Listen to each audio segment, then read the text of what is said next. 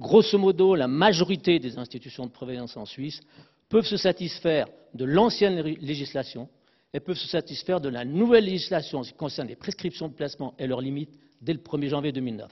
J'aurais par contre tendance à suivre Jean-Rémy Roulet. Je comprends mal qu'on puisse d'un seul coup comme ça, et là je ne sais pas exactement ce qui s'est passé, descendre la part immobilière de 50 à 30%. Ceci étant posé, la problématique c'est finalement l'évolution de votre degré de couverture par rapport à la situation des marchés. Alors, si vous reveniez à la situation d'il y a quelques années en arrière, c'était relativement simple.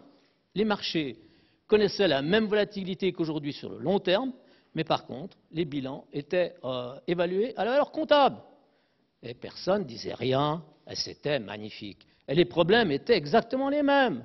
Mais il y avait ce qu'on appelle des réserves latentes, comme dans toute entreprise, qui doit constituer des réserves pour justement se permettre une politique anticyclique et pas procyclique. Alors aujourd'hui, vous n'avez plus cette situation. Alors évidemment, la situation qui prévalait antérieurement n'était pas totalement satisfaisante puisqu'elle, finalement, ne présentait pas toute la transparence requise. Mais la situation d'aujourd'hui est pire, parce que finalement, si on voulait faire les choses jusqu'au bout, on devrait permettre d'avoir une évaluation finalement des actifs, mais alors aussi une évolution du degré de couverture. Donc on devrait aller plus loin, on devrait dire, si on peut évaluer finalement la valeur boursière, la valeur nette, il faudrait aussi permettre de faire évoluer le degré de couverture par rapport à ça.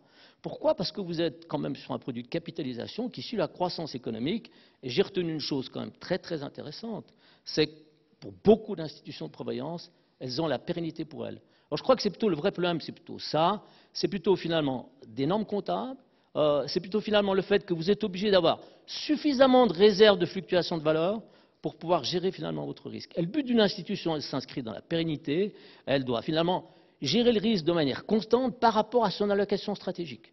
L'allocation stratégique est en fait pour durer très longtemps.